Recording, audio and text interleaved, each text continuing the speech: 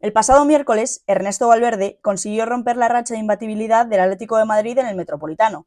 Y, a diferencia del último año, esta vez el Cholo no salió corriendo por la rampa del túnel de vestuarios saltando y celebrando una nueva victoria.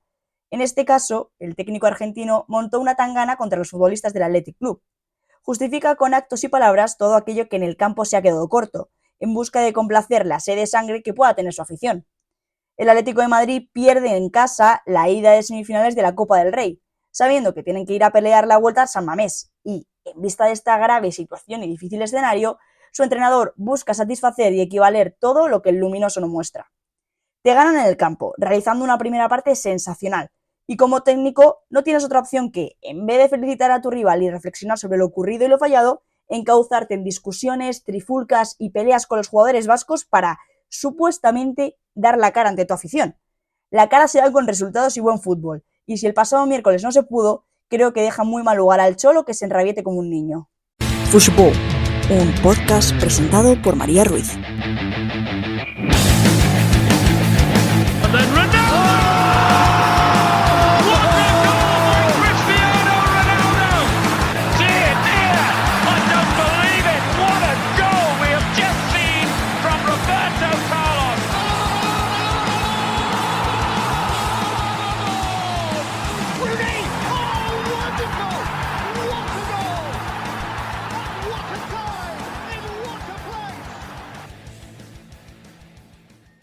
Durante este parón, durante estos días de entre semanas, se han dado varios partidos de Copa, tanto en Francia, en Inglaterra, como aquí en España. Y lo primero que vamos a comentar, como siempre, es las competiciones nacionales, todo lo que pasa aquí en España. El primero de los encuentros de semifinales de la Copa del Rey se dio el martes a las 9 de la noche, en ese empate a 0 entre Mallorca y Real Sociedad. Todo queda por decidir para Anoeta en un duelo bastante vibrante entre ambos conjuntos, un partido muy intenso con cada equipo dominando una mitad y la que los delanteros salieron muy señalados por la falta de acierto de cara a puerta, sobre todo, y el hombre que, abre todas las portadas el día del miércoles fue Umar Sadik, que hay muchas ocasiones que son inexplicables, y así también lo reflejaba después el propio jugador africano cuando es sustituido, esa cara de decepción y de lamento por haber fallado tantas ocasiones que esperemos, sobre todo para el conjunto vasco y para Emmanuel Alguacil, que no tengan que acordarse de ellas en la vuelta en casa. La primera parte fue más dominante del equipo de Aguirre, con Abdón Prats como máximo baluarte ofensivo y teniendo las grandes ocasiones en sus botas.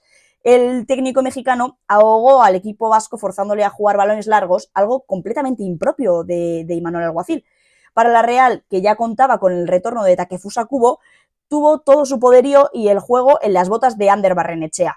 Pese a los esfuerzos de ambos equipos, todo queda por decidir en el Real Arena, donde parece favorito el conjunto local simplemente por el hecho de jugar en casa. Siempre es un plus y se sabe que el partido de vuelta, si lo juegas en casa, siempre tienes ese plus en el hipotético caso de que te quede remontar o, en este caso, simplemente ganar. Y veremos lo que nos depara dentro de 3 semanas. Recordemos que los enfrentamientos de vuelta serán dentro de 3 semanas para ambos conjuntos. Ya en la tarde-noche del miércoles se enfrentaba la otra semifinal a las 9:30 de la noche en el Civitas Metropolitano, con la derrota del Atlético de Madrid por 0-1 ante el Athletic Club de Bilbao. Esta victoria del conjunto vasco rompe la racha de imbatibilidad después de más de un año del Atleti en el Metropolitano. Muy buena primera parte del equipo de Ernesto Valverde, que provoca una cierta inoperancia del conjunto madrileño, algo bastante impropio, y más cuando los del Chol juegan en casa. Es algo a lo que no estamos acostumbrados a ver, pero habla muy bien del planteamiento que propuso el Chegurri Valverde.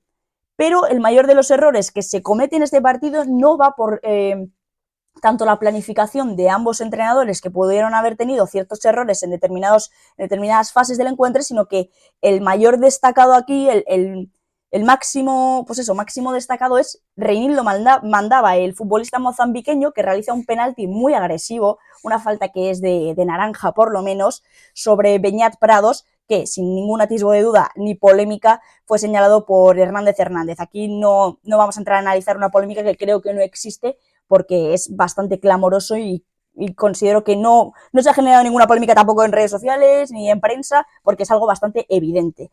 Posteriormente, Berenguer lo transformaría siendo este el único gol del encuentro, pero con todo este embarrado el Cholo no podía conformarse con una derrota en casa, aunque sea por la mínima, y en el descanso introdujo el primer cambio del encuentro, que fue la sustitución precisamente de Reinildo Mandava por Mario Hermoso. A partir de la segunda parte, el Atlético de Madrid se hizo dueño y señor del partido, cortando toda la posibilidad de aumento de ventaja del conjunto vasco. Con la salida del campo de Sancet y de Iñaki Williams, parecía que Valverde se estaba disparando en sus propios pies, y lo peor de todo es que parecía que no había visto el enfrentamiento del Real Madrid contra el Atlético de Madrid que se dio el pasado domingo, porque hizo exactamente lo mismo que el técnico italiano, quita todas sus posibilidades de rematar al Atlético de Madrid a la contra, cuando el conjunto madrileño sobre todo estaba haciendo una presión muy alta y estaba dejando muchos metros a la espalda, quita todo su potencial ofensivo, deja solo a Asier Villalibre, como el pasado domingo Ancelotti solo dejó a Joselu, que no es un jugador excesivamente rápido. Sí es cierto que te puede ganar, al igual que Villalibre, todos esos balones para dejarlos de cara, pero si no tienes a nadie que te corra la espalda, como es el caso de lo que pasó también en el Athletic Club de Bilbao, pues es inoperante ese posicionamiento de Villalibre o de Joselu el pasado domingo. Entonces, dejando solo a Asier Villalibre, que además, aparte de que me parece un poco, pues lo que digo, dispararse en tus propios pies, dispararte a ti mismo, el delantero estuvo bastante impreciso. De hecho, hay una ocasión en la que regala un balón a, creo que es Antoine Griezmann, que genera una ocasión para el Atlético de Madrid, estuvo muy torpón, y eso tampoco permitió que las salidas del Atlético de Bilbao para poder rematar el partido fueran exitosas. Ya al final del encuentro se dinamitó absolutamente todo cuando Hernández señala un penalti ciertamente dudoso, ¿no? Porque parece un poco tibio, de Geray sobre Álvaro Morata, que posteriormente sería anulado por la Salabor, por fuera de juego del delantero madrileño. Ante todo esto, ¿qué nos cabe analizar del partido? Lo que vengo resaltando, el Athletic Club de Bilbao, que para mí hizo muy buena primera parte, apenas creo que el Atlético de Madrid solo realizó 2 tiros en los primeros 45 minutos, algo bastante sorprendente, ya digo, porque cuando el Atlético de Madrid juega en casa se suele venir muy arriba, con el empuje de la afición, y supongo que a los jugadores les motiva muchísimo jugar en casa, con todo el ambiente que se genera en el Metropolitano, y en la primera parte no se le vio tanto al conjunto del Cholo Simeone, que yo no sé si tendría cierta resaca por el derbi madrileño que pues quieras o no, desgasta mucho. Más allá de eso, el Atlético de Bilbao hay que resaltar que hizo muy buena primera parte, y a partir de los cambios y de la segunda mitad, el Atlético de Bilbao se empieza a disolver como un azucarillo, y yo creo que achacó mucho la falta de Nico Williams, que ya se atisbaba que iba a ser duda y finalmente fue convocado, pero no entró en la lista las horas previas al encuentro, y yo creo que con Nico Williams en el campo, esas contras que se esperaba que tirara el Athletic Club de Bilbao con la presión tan alta que estaba tirando el Atlético de Madrid, pues quizás con Nico Williams en el campo podrían haber hecho mucho daño a la defensa colchonera. De cara al partido de vuelta, pues el escenario es completamente favorable para el equipo vasco, que consigue ganar fuera de casa y tiene el partido en casa, que pues lo que reitero también, pues es mucho mejor jugar el partido de vuelta en casa, porque tienes el apoyo de toda tu afición. Pero bueno, es una ventaja muy corta. El Athletic Club de Bilbao, que solo ha perdido un partido en casa esta temporada y ha sido en Liga contra el Real Madrid. Veremos qué sucede, porque ya en Liga precisamente se enfrentaron estos dos equipos en San Mamés y ganó el conjunto vasco. Entonces veremos qué nos depara de aquí a las próximas 3 semanas, con qué jugadores están disponibles todos los equipos, porque si vuelve Nico Williams, que es lo que se espera, se puede hablar de otro partido, ¿no? Morata, que por ejemplo tampoco salió de titular por ciertos problemas físicos que llevaba arrastrando. Entonces hay varias piezas que, si se encajan del todo bien, pues bueno, lo que sí es seguro es que nos esperará un partidazo en San Mamés, que ambos equipos se dejarán la piel para poder acceder a esa final de la Copa del Rey, pero que a priori, pues el conjunto de Ernesto Valverde parte como favorito para poder acceder a la final en Sevilla. Veremos si con esta situación que tienen, porque también la Real Sociedad yo también la sitúo como favorita para poder acceder, por el simple hecho de que juega en casa, sin desmerecer en ningún momento al conjunto de Aguirre, ni por supuesto al del Cholo Simeone. Aparentemente parece que lo favorito, ¿no? Lo que se presupone que puede llegar a pasar es una final de Copa entre dos equipos vascos. Veremos qué es lo que realmente acaba sucediendo, pero bueno, lo que sí está claro es que la vuelta va a ser muy, muy emocionante. Ya acabamos con todo el repaso del fútbol nacional, porque este caso ha sido muy escaso, muy cortito, solo eran 2 partidos, tampoco hay mucho más que señalar, y vamos a hablar un poquito de fútbol internacional.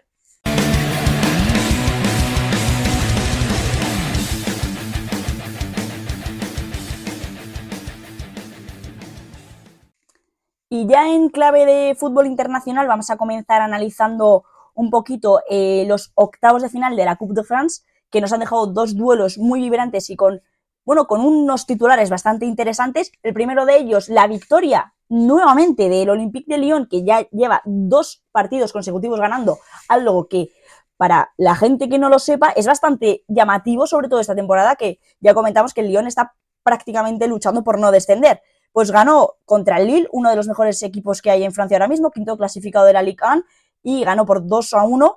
Y esa misma noche el Paris Saint-Germain hizo sus deberes, ganó por 3-1 a la Stade Brestois, que como ya comentamos en la previa que realizamos de este enfrentamiento copero, va tercero clasificado y recientemente habían jugado un partido de liga que acabó 2-2.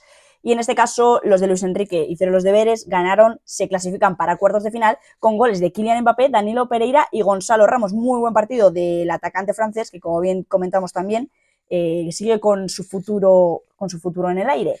Y en la FA Cup en Inglaterra se jugaban esos partidos de desempate en el que el más llamativo y el más, el mejor partido, vamos a decir, porque solo había 2, uno que enfrentaba al Nottingham Forest contra el Bristol, que acaba con la clasificación del equipo de primera división, efectivamente el Nottingham Forest, en la tanda de penaltis, también te digo que lo pasaron muy mal, pero el otro enfrentamiento era en el Villa Park entre Aston Villa y Chelsea, uno de los mejores enfrentamientos que ya nos dejó pues esta FA Cup, que acabó con 0-0 en Stamford Bridge, y en este caso será por victoria del conjunto londinense de Pochettino 1-3.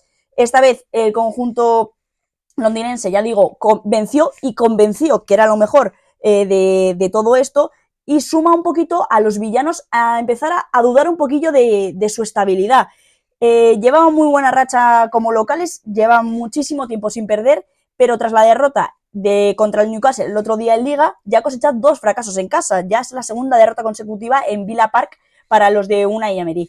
Fue un choque donde el conjunto londinense por fin, después de mucho tiempo, mostró una gran versión y aprovechó todas sus oportunidades para imponerse al Aston Villa, y los Blues y su técnico, que llegaban además de sufrir la derrota en Stamford Bridge por 2-4 contra el Wolverhampton. Había muchas dudas en el aire, dudas sobre todo con la continuidad del técnico argentino, y con esta victoria pues dan un golpe sobre la mesa, acceden así a los octavos de final, donde se van a ver las caras contra el Leeds United, uno de los equipos revelación y que mejor están de la Championship, y que veremos si pone en suficientes dificultades a los londinenses, que además jugarán este partido en casa. Ya terminando este repaso, porque digo, ha habido muy poquitos partidos durante esta entre semana, ¿no? Desde martes a viernes solo se han disputado estos partidos, pero sí ha habido una gran noticia en el fútbol internacional que ha suscitado mucho debate. Sobre todo saltó ayer la bomba que la FIFA, según las informaciones, va a empezar a implementar a priori y en principio en categorías inferiores, pero se espera que si esto sale bien y si convence la idea, se haga también en el fútbol profesional y en las categorías de élite, la tarjeta azul. Os voy a explicar un poquito para la gente que no sepa y que no se haya enterado mucho de qué es esto. Sería una nueva tarjeta, ya contamos con la amarilla y con la roja, que todos sabemos para lo que significan, pero la tarjeta azul se señalaría en caso de reiteradas protestas hacia el árbitro o de alguna protesta fuera de lugar que el árbitro no considere ni que sea de amarilla ni roja. Ahora entro a analizar yo mi opinión y lo que pienso realmente de esta nueva idea. Y también se sacarían por faltas tácticas, los típicos faltitas o faltas que acaban cortando el juego y que son como faltas tácticas, y esta tarjeta lo que haría sería expulsar al jugador durante 10 minutos. Solo te pueden sacar 2 tarjetas azules, porque 2 tarjetas azules equivalen a una roja, y la suma entre una tarjeta amarilla y una tarjeta azul también equivale a una roja. Bueno, ya lo estuve hablando también ayer en el programa de Línea de Meta, que os dejaré luego en la descripción, que ahí siempre tenéis de todo, tenéis encuestas, tenéis de todo, que por si no lo miráis tenéis que mirarlo porque hay de todo siempre en la cajita de descripción del programa. Os dejaré también el link del programa en el que estuve ayer de Línea de Meta, que son unos compañeros que tengo allí en Barcelona con los que de vez en cuando grabo algunos programas, y allí ayer pues empezamos este debate sobre la tarjeta azul, un debate que por nuestra parte no existía porque los 4 estábamos bastante de acuerdo en que era completamente absurdo la implementación de esta nueva tarjeta en el reglamento, pero bueno, por si queréis escucharlo, si queréis ver el canal que tienen, pues yo os lo dejo luego todo en descripción para que estéis atentos a todo lo que suben, y si de vez en cuando pues algo por ahí, pues yo os avisaré, porque también está bien que pues me vayáis viendo en todos los lados, hombre, que si no pues me echáis mucho de menos. Lo que decía, personalmente considero que es completamente absurdo añadir una nueva tarjeta al reglamento, y es una tarjeta que es que no creo que ayude en absolutamente nada. Considero que, por otra parte, deberían mejorar el reglamento tal y como está, no la interpretación que hay de muchas jugadas y de muchas acciones, y cuidar más el saber sacar bien una tarjeta amarilla y una tarjeta roja, que todavía siguen generando muchísima discusión y muchísimo revuelo, en vez de implementar una nueva tarjeta que no va a valer para absolutamente nada, que va a generar aún más polémica porque, joder, ¿qué consideras tú una falta de respeto al árbitro? ¿Qué consideras tú una falta táctica? Porque a lo mejor el estar 10 minutos fuera en un partido de fútbol, que no es interpretable igual a waterpolo o balonmano, donde este tipo de tarjetas o de sanciones sí son implementadas, pero es que el campo no tiene las mismas proporciones, el ritmo de partido no es exactamente igual, no son el mismo minutaje de partidos, y me parece un poco absurdo. Ya también ayer hacíamos una referencia a que esto cada vez parece más la Kings League que una liga de fútbol profesional o que fútbol profesional. Yo soy muy amante del fútbol y considero que cuanto más tradicional y más clásico sea, mejor. O sea, lo mejor que tiene el fútbol es que se sigue jugando exactamente igual que hace 100 años y que se va a seguir jugando exactamente igual dentro de los próximos 100. Se ha añadido lo del VAR, pero eso no cambia cómo se juega. Simplemente cambia pues que aporta ciertas facilidades al arbitraje para tomar decisiones que antes eran mucho más polémicas, que bueno, siguen siendo polémicas, pero bueno, lo único que ha ayudado es en que se ven los fueras de juego tal y como son. El resto de cosas, como siguen siendo interpretables por humanos, va a haber errores y va a haber polémica siempre. Y esto va a generar aún más polémica y considero que no sirve para nada. Es decir, ¿para qué tienes la tarjeta amarilla? También puedes sacar amarilla si consideras que las protestas son reiteradas o que falta el respeto al árbitro. O también puedes sacar amarilla por una falta táctica, me refiero. Es exactamente lo mismo. Pero en este caso lo único que haces es expulsar al jugador durante 10 minutos. Pero ¿qué más te da expulsarlo durante 10 minutos si, por ejemplo, sacas una amarilla y si le sacas un azul, le va a ser una roja igualmente? O sea, me parece absurdo, y que esta norma se vaya a implementar en el fútbol profesional, a mí, personalmente, y no quiero ser catastrofista, pero me asusta, me refiero. Al final creo que estamos cargándonos el fútbol con ciertas decisiones que lo que hacen es empeorar el nivel de los futbolistas, empeorar el ritmo de juego, empeorar absolutamente todo. Tampoco estoy nada de acuerdo, por ejemplo, también con los añadidos de 15-20 minutos que se empezaron a ver también en el Mundial de Qatar y que esta temporada se han ido implementando poco a poco y que no han sido regulados de la mejor manera. Es decir, creo que al final te cargas todo lo que es el fútbol, la picaresca que puede llegar a tener el fútbol con esas faltas tácticas o con ciertas protestas o con las pérdidas de tiempo que también se interpretan como faltas tácticas. Es decir, si un portero de un equipo, imagínate, vamos a poner un caso. Este fin de semana se juega un Barça-Granada. Si el Granada va ganando al Barça, ¿tú te piensas que Augusto Batalla, el portero del Granada, no va a perder tiempo todas las veces que pueda para rascarle minutos y segundos al marcador para intentar conseguir puntuar contra el Fútbol Club Barcelona? Claro que sí, pero es que eso tiene que también el fútbol. Me refiero, ¿de qué viven si no los equipos pequeños o incluso los grandes? Es decir, cuando se enfrentan a lo mejor Madrid y Bayern, que son dos equipazos, también intentan, pues si se encuentran en una situación apurada y joder, estás enfrentándote a un grande, ¿cómo no cojones no vas a perder tiempo? Y perdón por la palabra. O sea, vas a intentar rascar absolutamente todo para que el partido se acabe cuanto antes y esterilizar las posibilidades de tu rival lo máximo que puedas. El irse al córner y estar ahí 20 minutos, que si lo sacas al córner, que si me haces falta, que si no sé qué. Eso son pérdidas de tiempo. Que el balón se está jugando, sí, pero es parte de la picaresca. Y lógicamente a los equipos cuando van perdiendo, que un rival le haga eso, jode a muerte. O sea, eso le quiere reventar la cabeza. Pero es parte de la picaresca, es parte del fútbol. El agarrar de repente en una contra, vale, pues ya está, te pita faltita, ala, te colocas y otra cosa. Son cosas del fútbol de toda la vida. Y pienso que con este tipo de de novedades que intentan implementar solo se cargan la magia de lo que es la naturalidad del deporte y del fútbol. Entonces yo no estoy nada de acuerdo con esta nueva norma que intentan implementar la FIFA y el Comité de Árbitros Internacional en el juego. Espero que con las pruebas que vayan haciendo en el fútbol amateur, pues se den cuenta de que no es necesario porque, reitero, está la tarjeta amarilla que sirve para exactamente lo mismo y no te encuentras ante la necesidad de expulsar a un jugador durante 10 minutos que puede ser muy capital para el desarrollo de un partido. Entonces creo que es innecesario esta nueva implementación y absurdo, eso es que lo califico hasta de absurdo. Pero bueno, terminando un poquito este debate, que quiero saber qué opináis, porque esto creo que genera mucho debate y que cuando se implementan este tipo de nuevas normas y de cosas así, de novedades que proponen los organismos, pues siempre generas un poco de polémica. Así que bueno, quiero saber un poquito qué opináis de todo ello y este capítulo, quizás, este programa, perdón, será un poquito más escaso, porque es que tenemos mucho menos contenido para poder analizar. Lo que sí me voy a detallar muchísimo es ahora en las previas de los partidos. Entonces, hacemos una pequeña pausa y os vamos a hablar de lo que nos depara este fin de semana.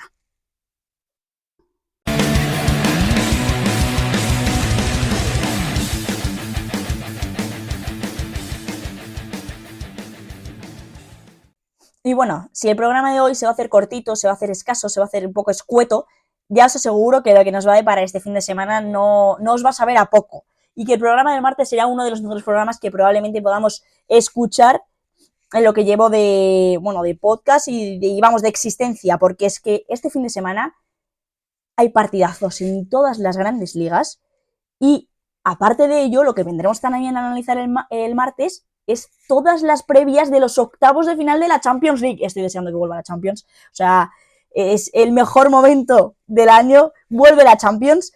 Pero antes, que es que a mí la Champions me vuelve loca, ya tendremos tiempo para analizarlo y hablar de ello el próximo martes. Hay que analizar un poquito todo lo que va a pasar en esta jornada de fin de semana. Empezamos, como siempre, hablando de la Liga, porque es la Liga Nacional, es la Liga de España y hay que empezar siempre por casa. Hoy a las 9 de la noche tenemos un enfrentamiento entre Cádiz y Real Betis Balompié. Para los gaditanos va a ser baja Roger Martí y para los sevillanos es baja Mar Bartra, Isco Alarcón, Bacambú, Ayoce Pérez y Abner.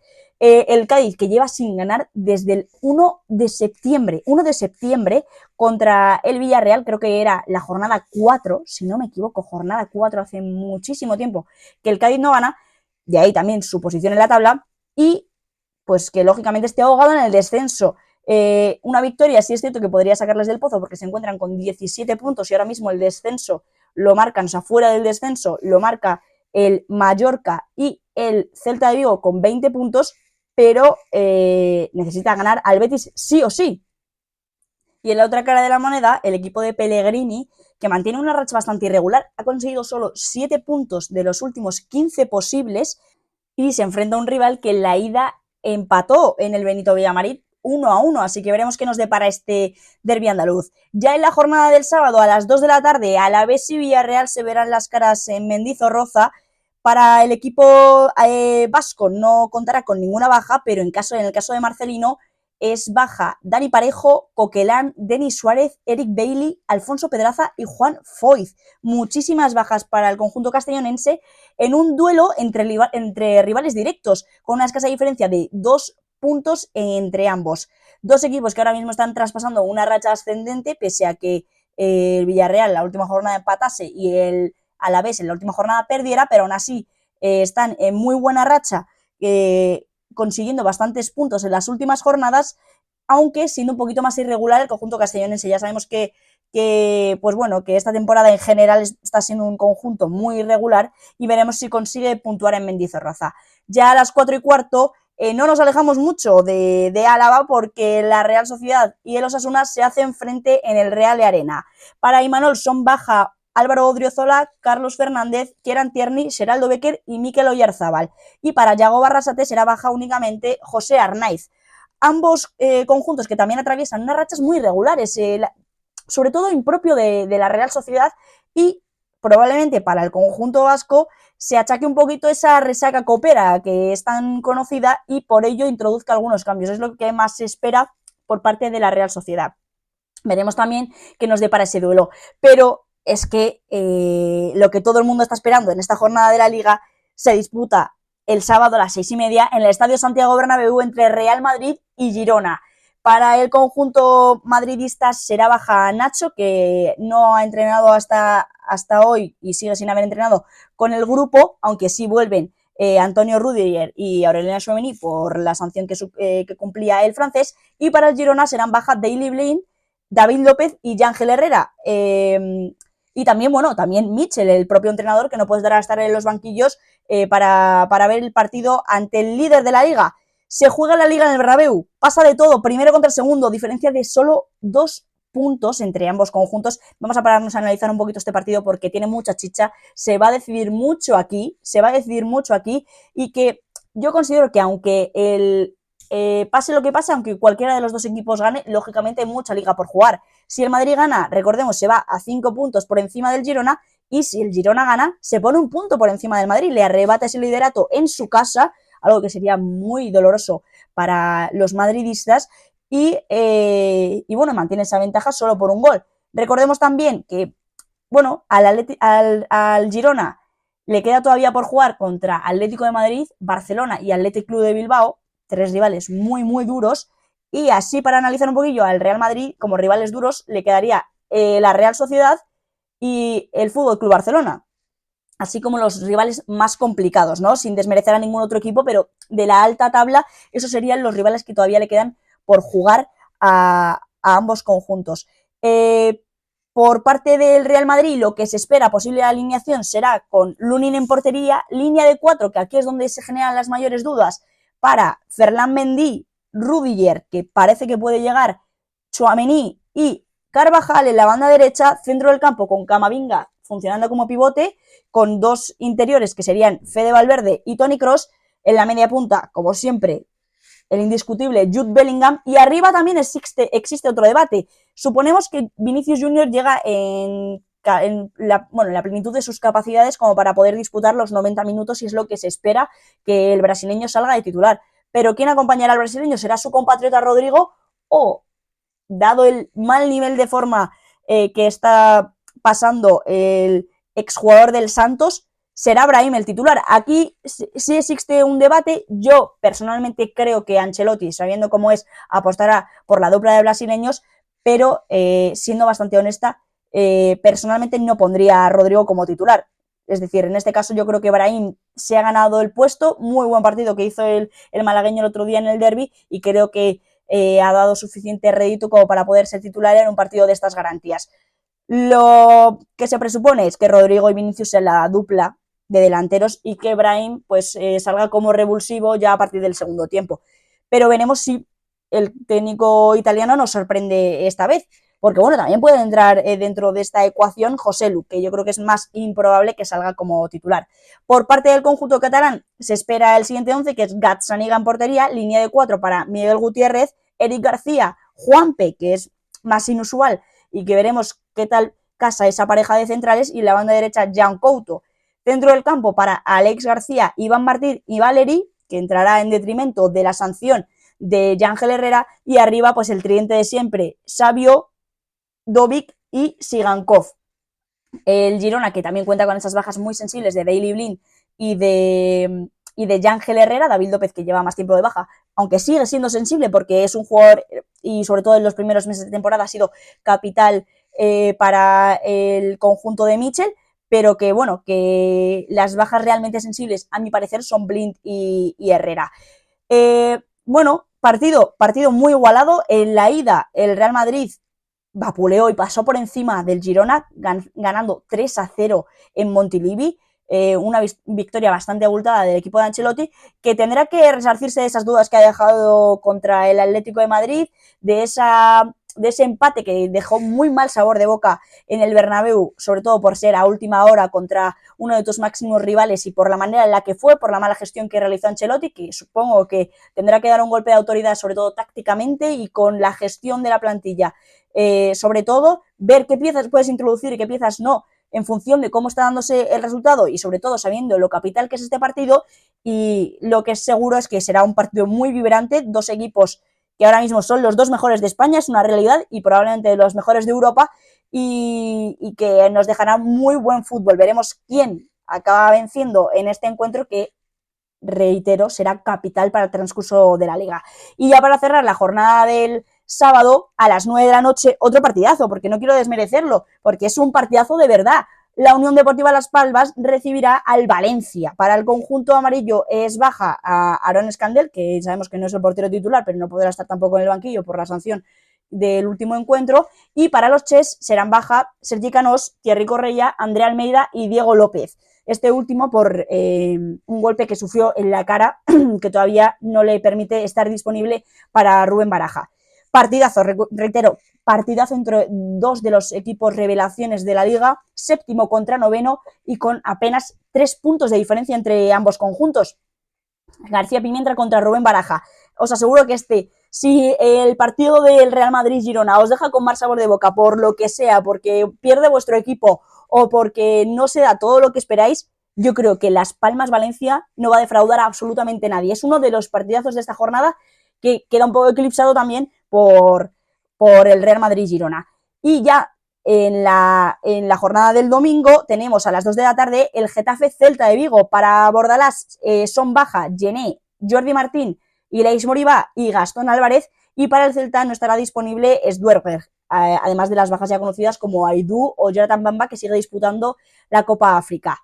Un grandísimo duelo, el Celta, que viene de ganar a los Osasuna, de hacer un muy buen partido, pero en este caso enfrentamos a dos equipos con aspiraciones completamente adversas. El Getafe, que ya mira directamente hacia Europa, sabiendo que Las Palmas y Valencia se enfrentan en un duelo directo y que de ahí seguramente pueda rascar algo por si alguno de los dos equipos pincha, y el Celta, que tiene que sumar de 3 sí o sí. Ganó el otro día en el Sadar, pero es que aún así necesita seguir sumando puntos para alejarse de esa zona de descenso, porque ahora mismo solo está 3 puntos por encima del Cádiz, que es quien marca el descenso.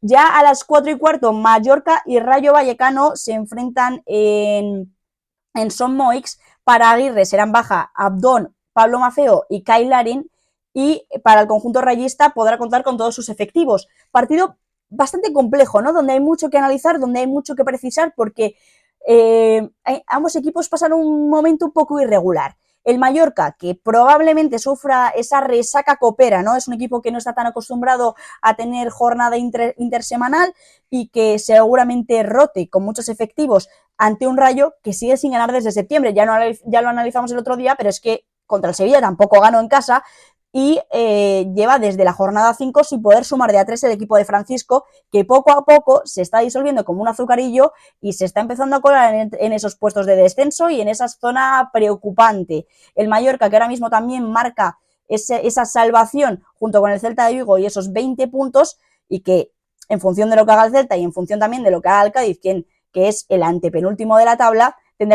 se verá en una situación bastante agónica si no consigue sumar de a 3 ante el Rayo Vallecano, que ahora mismo es un rival directo por mantenerse en primera división. Existe una diferencia muy ínfima entre ambos conjuntos, que ahora mismo solo les separan 4 puntos, y lo que digo, ambos quieren huir cuanto antes de esos puestos agónicos que se marcan abajo de la tabla. Ya a las 6:30, otro de los partidazos de la jornada, porque es muy gran encuentro entre Sevilla y Atlético de Madrid. Para el conjunto hispalense cuentan con muchas bajas, de entre ellas Gudelj, Eric Lamela, Mariano Díaz, Marcao, Luque Bacchio, Aume, Nianzú y Quique Salas. Muchas bajas para Quique Sánchez Flores, y para el Cholo Simeone estarán fuera Jiménez y Azpilicueta, que ya son conocidas, Saúl, que cumple sanción, y es duda Álvaro Morata, que ya no pudo salir de titular el otro día contra el Atlético de Bilbao y que sigue arrastrando ciertas molestias que veremos si le permiten estar de la partida para el Cholo Simeone. El Sevilla, que como bien sabemos, ¿no?, por la situación que atraviesa esta temporada, necesitado de puntos. Sí es cierto que el otro día ganó en el estadio de Vallecas, pero aún así necesita seguir sumando de a 3, porque los de abajo van a estar también atentos, van a estar también despiertos y querrán seguir sumando de a 3. No te puedes dormir ni una jornada esta temporada en la Liga.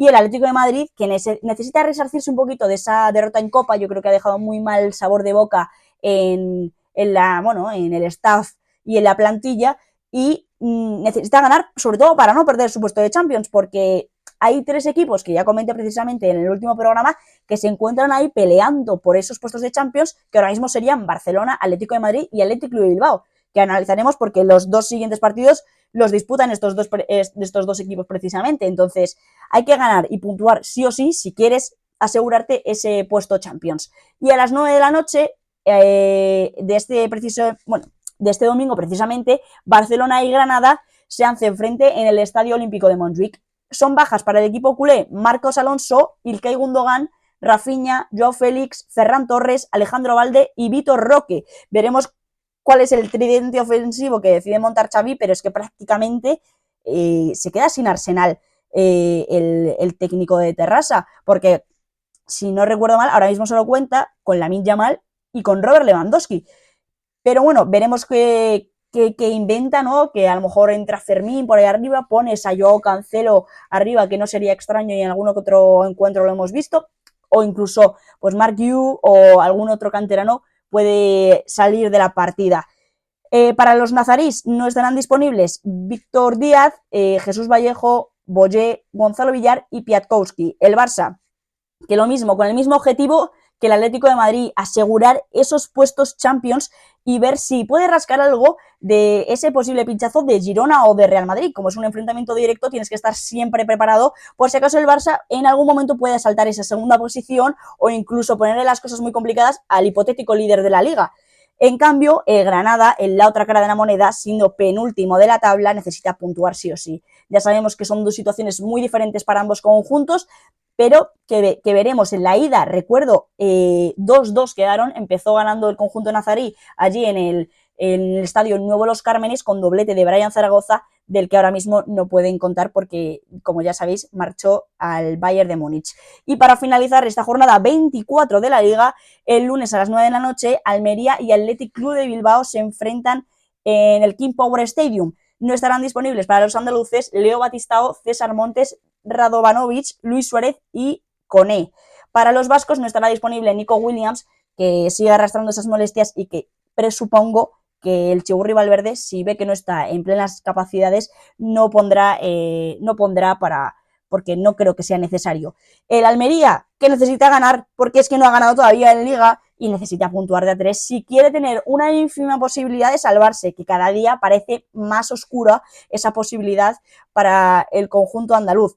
Ante y enfrente de ellos está uno de los mejores equipos de esta liga, otro equipo que yo ya no sé si categorizarlo de revelación, porque el Athletic Club de Bilbao siempre ha sido uno de los mejores equipos de España, pero que sí puede ser revelador ante lo que venía arrastrando el conjunto de Valverde durante las últimas campañas, que era pues básicamente no clasificar para Europa desde hace muchos años. El Athletic Club de Bilbao, que lo mismo, sueña con entrar en Champions y que ante ello pues tendrá que estar muy atento a lo que hagan sus competidores directos como Barcelona y Atlético de Madrid. Por aquí cerramos lo que sería este repaso de la previa para la Liga, pero es que también juegan el resto de competiciones en Europa y empezamos con la Premier League. El sábado a la 1:30, Manchester City-Everton. El Everton que lleva un mes sin ganar y esa mala racha empezó precisamente cuando el Manchester City ganó en Goodison Park. Entonces, se espera que los Toffees intenten una revancha contra el equipo de Guardiola, que bien sabemos que pues está en una racha ascendente, un equipo que prácticamente casi no pierde partidos y que ahora mismo cuenta con bastantes efectivos para poder ganar al conjunto de Liverpool. El sábado más tarde, a las 4 de la tarde, se enfrenta el líder contra el penúltimo de la tabla, el Liverpool-Burnley, en un partido que los de Klopp tienen que ganar sí o sí para seguir manteniéndose como líderes de la Premier League. Y a la misma hora Tottenham-Brighton, 2 rivales directos en la lucha por Europa, cada uno con sus aspiraciones, el Tottenham en busca de Champions y el Brighton en busca de Europa League, o incluso, bueno, sí podemos hablar más, pero creo que en busca de Europa League.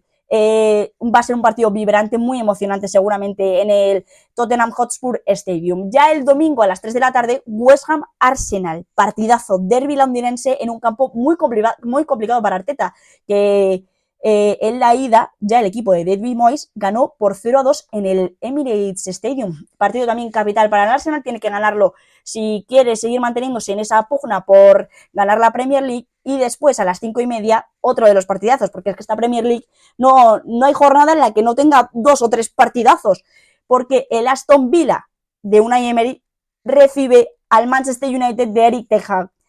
Partidazo en Villa Park, o sea, es un partidazo. El Aston Villa, que ya sabemos que lleva 2 partidos consecutivos perdiendo en casa, se enfrenta a un Manchester United que viene en racha ascendente, muy buen estado de forma de Højlund, muy buen estado de forma de Garnacho, empieza a encontrar ciertas piezas que empiezan a encajar, volvió Casemiro y parece que el centro del campo se asienta un poco para el técnico holandés, que veremos si puede rascar algo de ese cuarto clasificado y asomarse a Champions League.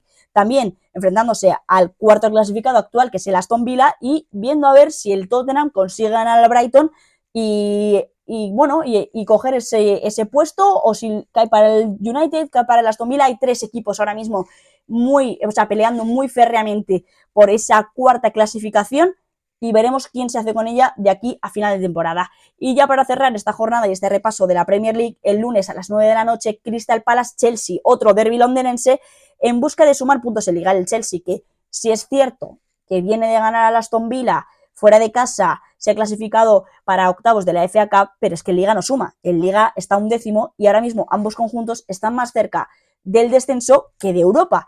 Algo impropio, sobre todo del Chelsea, después de haberse gastado tanto dinero y de ser un club que aspira año tras año a estar compitiendo en Europa. Veremos si los de Pochettino consiguen asaltar al Crystal Palace o si siguen sumando una mala racha en Premier League. Cerramos el conjunto, el repaso de conjunto de partidos en Inglaterra y nos vamos a Italia, porque solo voy a comentar los 3 partidos, pero es que hay 2 de ellos que son una absoluta locura. Yo, honestamente, no sabría qué ver este fin de semana, porque es que es una locura todo lo que nos propone este calendario. El sábado a las 6, Roma-Inter. Primera prueba de fuego para Daniele De Rossi como nuevo técnico de la Roma, que se enfrenta al líder de la tabla, que lógicamente va a querer seguir sumando de a 3, porque la Juve, aunque esté un poco separada, sigue todavía con el hocico cerca y nunca te puedes fiar. Ya el domingo a las 9:15, Milan-Nápoles. Otro partidazo, o sea, es absolutamente loco este calendario. Partidazo con equipos que tienen aspiraciones muy diferentes. El Milan, que quiere asentarse en esos puestos Champions, que no quiere perder la carrera, y bueno, pues si rascas una segunda posición porque la Juve no está muy atenta, joder, pues siempre está muy bien. Y es un Milan que ahora mismo no transmite mucha seguridad y que siempre está ganando por la mínima. Veremos qué sucede ante el Nápoles, el actual campeón del Scudetto, que ya sabemos que está traspasando una muy mala temporada, muy irregular, que sigue sin contar con Víctor Osimhen, que disputará la final de la Copa África y que busca pues sumar un poquito en San Siro para poder acercarse a Europa y sobre todo empezar a convencer y a sentar esas bases de cara a la eliminatoria de Champions que tiene contra el FC Barcelona. Y ya para cerrar el repaso de la Liga Italiana, a las 9:15 el lunes, la Juve se enfrenta al Udinese. 2 equipos que también en situaciones completamente adversas. La Juve, a expensas de lo que pueda suceder en el Estadio Olímpico de Roma, buscar rascar si el Inter pincha y acercarte un poquito más en la lucha por el Scudetto. Y el Udinese, que necesita vencer para alejarse de esos puestos de descenso. Son 2 situaciones completamente adversas de los 2 conjuntos. Y ya pasamos de Italia a Alemania, porque es que, o sea, no os vais a poder creer que hay otra lucha. Hay otra lucha por la Bundesliga en esta jornada, otra lucha por la Liga. Está absolutamente loco este calendario. Yo no sé si lo han hecho aposta para que todos los primeros contra segundos se enfrenten en esta jornada o qué cojones está pasando, porque hoy, si bien es cierto que ese plato fuerte lo dejamos para mañana a las 6:30, pero es que hoy a las 8:30, hoy viernes, el Borussia Dortmund y el Friburgo se ven las caras en el Signal Iduna Park, un duelo vibrante entre 2 equipos con aspiraciones a Europa. Los 2 quieren clasificar y los 2 están entrando en una estancia de muchas dudas. El Borussia Dortmund, que consigue recuperar a Jadon Sancho para esta jornada y que quiere seguir ganando, ¿no?, pese al empate del otro día contra el Heidenheim. Y el Friburgo, por su parte, que atraviesa pues una racha un poco más irregular. No tiene la mejor versión que ya obtuvo la temporada pasada, pero necesita esos 3 puntos para intentar clasificar para Europa League, por lo menos, que es la clasificación que todavía sigue disputando el conjunto alemán. Y ya, ahora sí que sí, el plato fuerte de esta Bundesliga, se juega a la misma hora que el Madrid-Girona el sábado a las 6:30. Bayer Leverkusen, Bayern de Múnich. Todo por la Bundesliga.